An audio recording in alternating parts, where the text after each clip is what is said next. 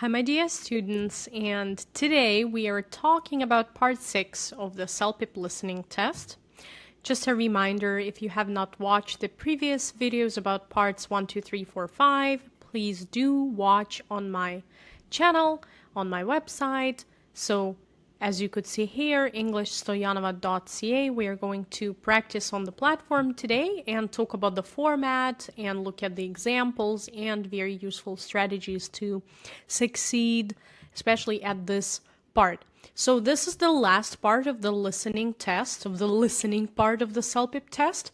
So surely that it's going to be the most difficult one, but fear not, don't be afraid, because I'm going to help you to remember some things that will make it easier, hopefully.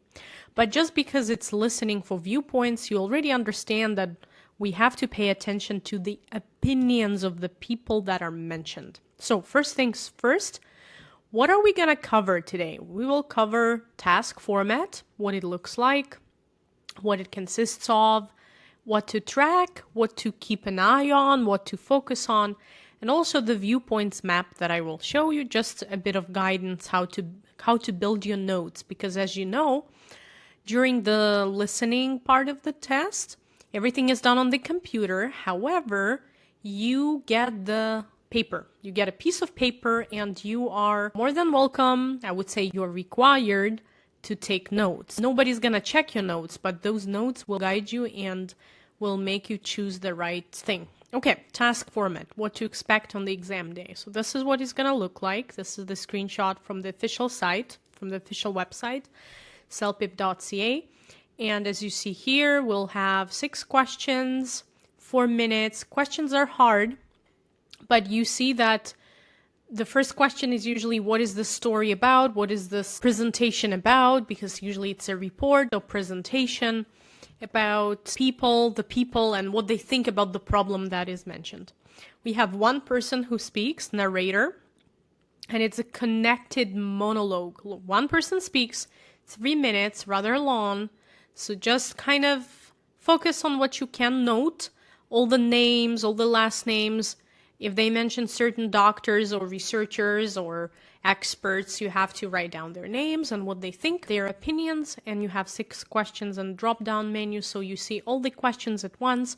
So you have to make your choice. Even if you don't know, try to take a guess, because if you leave the answer blank, it's not very good for you.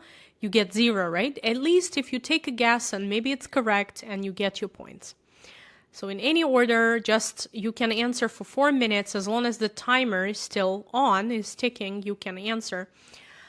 Because when the time is up on a real test, the test will go further. We'll proceed to the reading task, to the reading part. Topics are usually social, so connected to the Canadian society, but a little bit scientific and formal. So you will see that, for example, sometimes we discuss economic questions or social questions, something connected with the economy of Canada, some new developments in a community. So yeah, the audio played gets to be played once, and this is the longest one, no pauses, no replays. Unfortunately, this is the hardest part. So what to pay attention on, what to track in the task. So first of all, the question about topic, that's the first thing that comes up on the test. So ask yourself, what is this about? What's the topic of this presentation? Names, last name of each speaker. Just write it down as well as you can. Yeah, you don't have to, nobody's going to check your spelling, but when you see the question, you will recognize the last name or the surname, and you will get to choose what this person thinks about this problem. Positions. So for example, usually we get one person who supports and one opponent, and then some people who are neutral.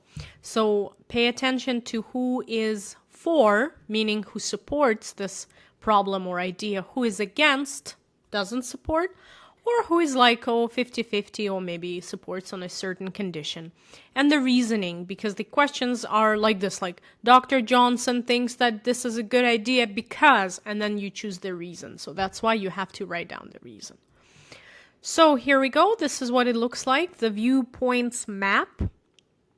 So one voice, remember, one person, one voice, one narrator, but many opinions. He or she will talk about several people and will cite their last name and say why they support or why they are against. So that's why I recommend to divide your page into for, against, and compromise, okay, like this, or at least into two, for, against, and then something in between.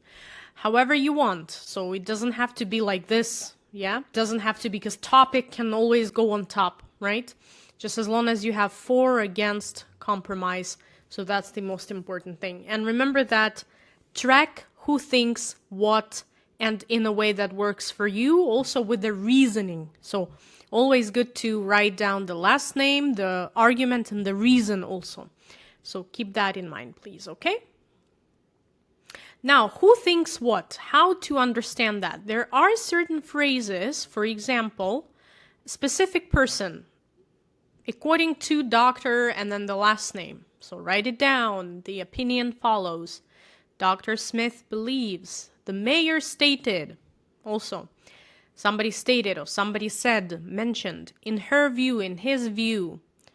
As, and then the person's name and last name points out. He emphasizes that. He or she added that.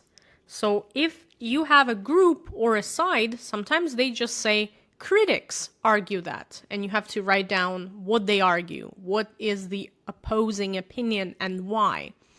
Supporters claim that, means people who support. Opponents counter that, whoever disagrees, right? Residents worry that, so be careful. Usually the opinion of residents is presented almost in every task. Experts recommend. Some families feel. Many believe that, so like general opinion of people, okay? So now we are going to move on to the practice, and I will show you the task on my platform so you can follow me. Please go to English Stoianova, that's my last name. I'm Anastasiia Stoianova, and stoianova.ca/app/ free. There are also more examples for you to study if you buy a subscription, but Part 6, listening to viewpoints. On our platform, you get to practice everything, and also I create lessons regarding all parts of the exam, so please practice with me. And Part 6, listening to viewpoints. I will also open a tab with a transcript, so if we need a transcript, we are going to take a look at it together. So today, we'll hear a report in which a narrator, a speaker, discusses a controversial topic and presents contrasting viewpoints from named individuals. So, whatever comes, because the context might be different on the exam, please never ignore this context, because that prepares your brain of what follows, what will be next. So that's important to prepare yourself, okay? Just 3 minutes. Take your notes, divide your piece of paper into for, against, and compromise, or for, against, and then something in the middle. Pay attention to the last names that are mentioned, the reasoning why. Also write down the overall topic, try to understand the topic. Here we go, we're gonna listen right now, and then we will talk about the 6 questions together using the timer, but probably we are going to run over time just because we'll talk about it together. On the platform, if you want, there is also an exam mode, a practice mode, where it's very strict and you cannot stay longer on the page, because on the real exam, 4 minutes are done, they pass, and that's it. You go to the next screen. But I recommend when you practice at home to stay on the same page as long as you need, just to practice, to get familiar, to get acquainted with the format, and also to work with a transcript, as I have mentioned, and to write down all the new words. Here we go. I'm playing start. Are you ready? Across Canada, the rapid expansion of the gig economy, encompassing ride-sharing platforms, food delivery services, and freelance digital work, has reignited a contentious debate about whether independent contractors deserve the same wage protections afforded to traditional employees. Provincial governments, from British Columbia to Ontario, are now under mounting pressure to extend minimum wage legislation to this growing and largely unregulated workforce. The scale of the issue is considerable. Preliminary findings from a national labor study suggests that approximately 1.7 million Canadians now derive their primary income from gig-based work, and that nearly 40% of them report earning below the provincial minimum wage once vehicle costs, platform fees, and unpaid waiting time are factored in. These figures, while not yet peer-reviewed, have nonetheless galvanized advocacy groups and drawn attention from policymakers. Dr. Amelia Bouchard, a labor economist at Dalhousie University, argues that the current regulatory framework is fundamentally inequitable. She contends that platforms have deliberately classified workers as independent contractors to circumvent payroll obligations, effectively offloading financial risk onto individuals who lack the bargaining power to negotiate fair compensation. Bouchard points to a 2023 pilot program in British Columbia, where gig workers were temporarily guaranteed a minimum earnings floor, as compelling evidence that such protections are both feasible and economically sustainable without precipitating mass layoffs, as some opponents had predicted. However, Kenneth Sala, a senior policy advisor at the Canadian Federation of Independent Business, offers a starkly contrasting assessment.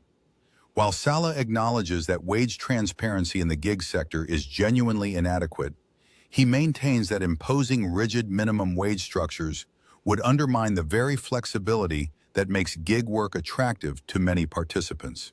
He warns that heavy-handed regulation could prompt platforms to reduce available shifts, ultimately harming the very workers the legislation aims to protect. Sala advocates instead for a voluntary earnings disclosure framework, which he believes would empower workers with better information without constraining the market. A more conciliatory perspective comes from Nia Clark, a community organizer who represents gig workers in the Greater Toronto area. Clark agrees with Bouchard that unregulated earnings are a serious concern, but she shares some of Sala's reservations about a blanket mandate. She proposes a tiered approach, setting a baseline earnings guarantee only for workers who log more than 20 hours per week on a single platform, thereby protecting those most dependent on gig income while preserving flexibility for occasional earners. A federal task force is expected to release its formal recommendations within the next 6 months, and the outcome may set a precedent for gig economy regulation across the country. Interesting. So we are dealing with a difficult task. Don't worry if you did not understand everything. I'll be showing you the transcript. So gig economy workers, people who are self-employed, who are not traditional employees. The report is mainly about, this is a standard question, research findings proving that gig workers earn less, dispute over whether gig workers should receive wage protection similar to traditional employees, the federal government plan to reduce the number of contractors, independent contractors, how gig platforms are expanding into Canadian markets. So, first of all, we see that there was always a comparison between traditional employees and gig workers, right? And this is about money and whether they should have like a minimum wage, a minimum salary or payment. And this is the main idea. Though some other things were mentioned, but this is the main idea. And sometimes, let me show you here, in the very first part, we get to hear, okay, contentious debate about whether independent contractors deserve the same wage. So at the very beginning, this is a normal practice, just like on an official CELPIP test, just like during the exam, you will hear something like that can prompt you to choose the right answer. And also the right answer, you gotta analyze a little bit just to see that nothing else fits here. Because it's not just about research, right? It's about actual people looking at the actual situation. And also it's not about the federal government's plan, yeah? It's not that they want to reduce or make this number smaller. And notice how time goes really fast. We only discussed the first question. Let's move on. There are 6 of them. So this one here, according to the labor study cited in the report, many gig workers earn below minimum wage because, so what's the reason? Approximately 1.7 million workers have formally opted out of these protections. Did we hear something like that? No. Yes? So this is not something, we heard 1.7, right? But this number was about how many Canadians now work as a primary gig workers, yeah? Approximately 1.7 million Canadians now derive their primary income from gig-based work. It means they get money from gig work. So, but here it says have formally opted out, which means they chose not to have wage protections, which is false. It's not true. It's incorrect. Actual income drops when work-related costs and unpaid times are deducted. The federal government has not yet set initial minimum wage. It's not true. It has been set. Platforms explicitly pay them less than the legal rate. Was it mentioned? Because it does not say directly like this. What it said in the audio, and I will show you, was this one. The actual income drops because we have to consider all the costs that come with working for a certain platform. Notice here, platform fees, unpaid waiting times are factored in. Factored in means considered. When you think about all of these things, these are actually the reasons why people earn so little. Now, notice that we have questions about certain people. So we have about specific opinions, Dr. Bouchard's position, Kenneth Saleh's position, Nia Clark's proposed solution, and then the outcome. Sometimes it's easier for people to right away do the question about the outcome. It's up to you. In our case, you remember that outcome is not kind of decided, yeah? So that's why based on the report, the outcome of the Federal Task Force review is expected to endorse the proposal, unlikely to affect current provincial wage legislation already in effect, already decided in favor of this mandatory minimum wages. So pending means it's not decided, right? And this is our answer actually.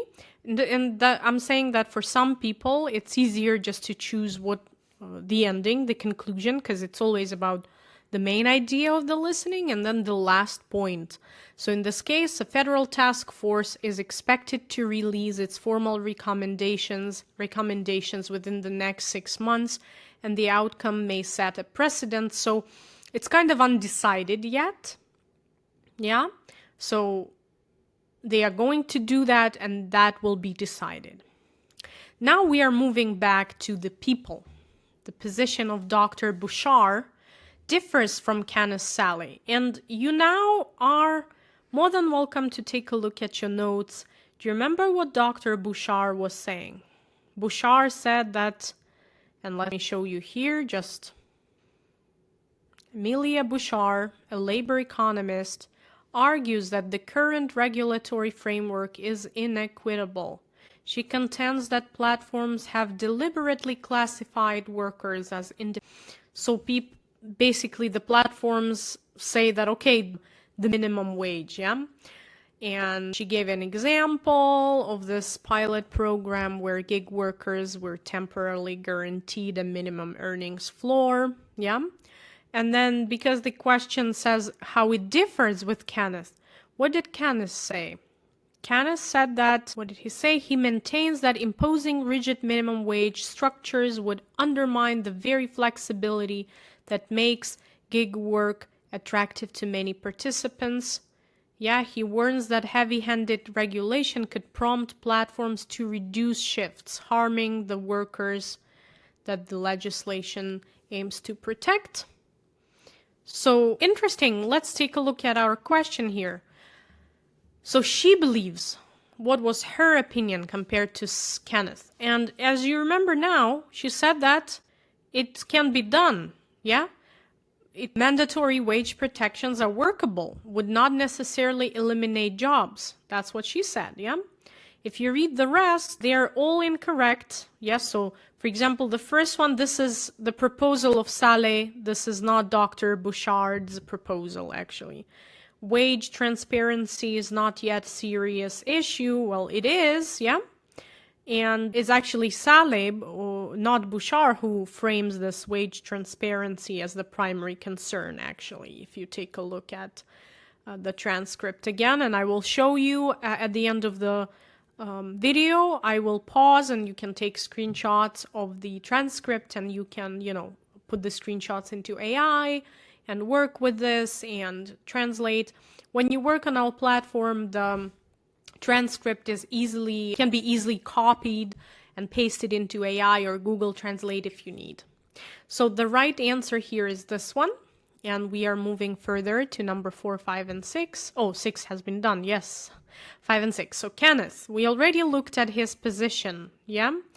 What does he believe? As you remember, Kenneth was saying that, just to remind you here, advocates for a voluntary earnings disclosure framework, which he believes would empower workers with better information without constraining the market. So he basically says they would themselves tell how much money they earn and say if it's a problem or not. Yeah?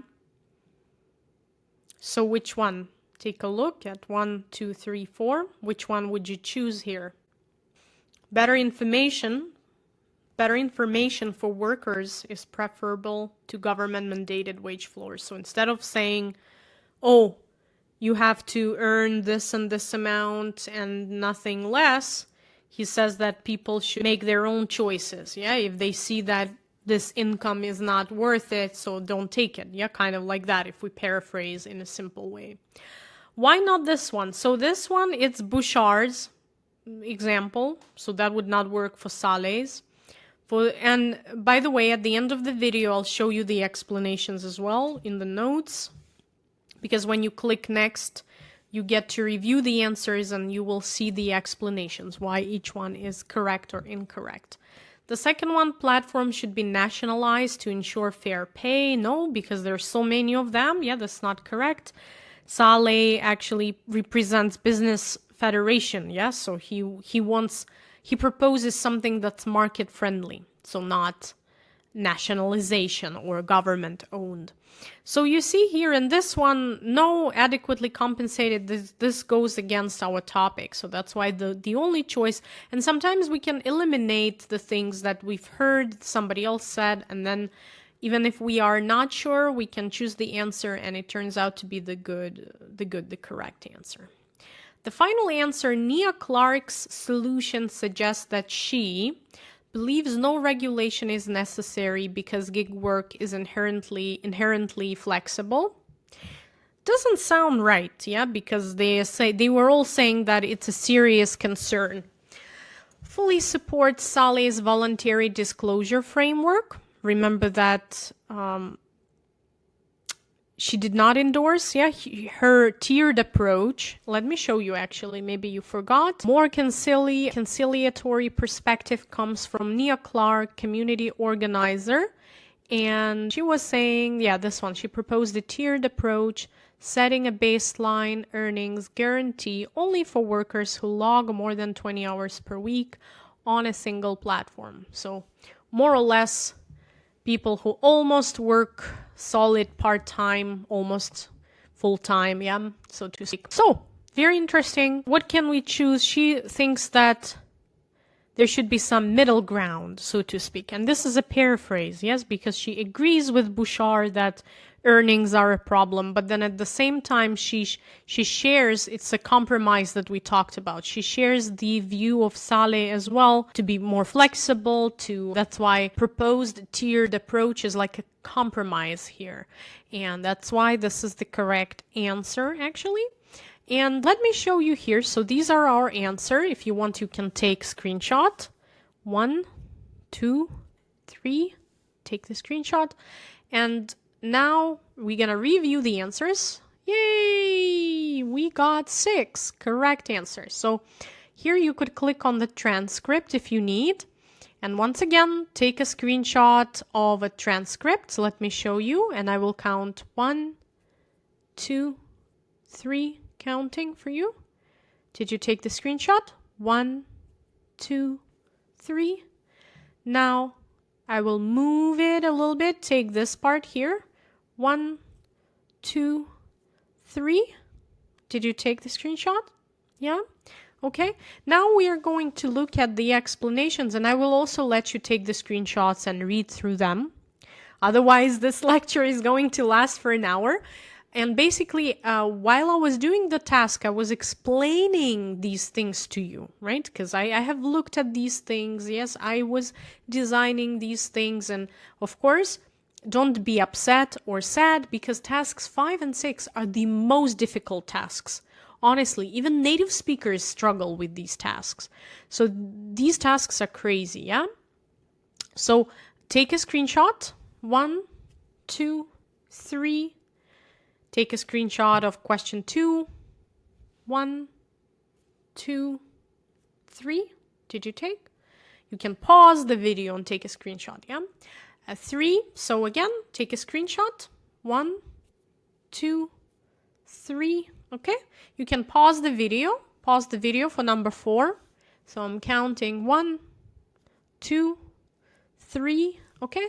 Perfect. And we have 2 more questions. Question 5. 1, 2, 3. Did you take the screenshot? Once again, pause the video. Yeah, pause. Okay. The last one, please take the screenshot. And if you want to reread, put it into AI, maybe translate it into your native language if you need. 1, 2, 3. All right. Notice that even if you make a mistake, we explain why it's incorrect. Yeah, why it's incorrect. Even for the last question, we explain why it's incorrect. We say already decided in favor, for example, but nothing was decided. The task force has not yet released the recommendation, so no decision has been made. They have not decided. And for all of the parts of the listening, but specifically for this one, I suggest that you click here, part 6, and go over a very detailed material that I wrote for you with more life hacks, with more examples. I invite you to take a look at my platform and use my website, English Stoianova. That's my last name, Stoianova.ca/app/ and practice more. There are so many tests out there, and I also recommend working with the transcript. Well, you can even open the transcript in a separate tab and work while you listen, or you can open the transcript at the very end and just copy, paste it, translate it, try to write down all the new words for yourself. This is the way you learn new things. Because it's not just about the test, yeah? So from every task that you encounter, that you see, write down the new vocabulary, write down the new grammar structures. That's how you learn. And on the platform, in the practice mode, you have so many tasks available for every part of the test.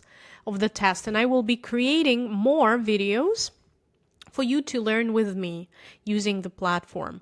Or to prepare for reading, writing, and speaking. I will be showing you every part of the platform, yeah? So please do that. And also there is this mock exam mode. There are so many you could do, and every attempt is registered. This is something I was trying, yeah? So like when you start doing, you could choose either you want to do the complete test or the separate part, and all the attempts are logged in. So all of the progress has been saved for you. So that's great. And also I will show you how the speaking and writing works with the instant feedback. And I hope that you enjoyed this lesson. So please go to my website, check out more videos on my channel and on my website. And I hope that you are going to pass CELPIP and get the score that you need. Thank you so much for watching, and good luck on your exam and good luck with your practice. See you in the next video. Take care.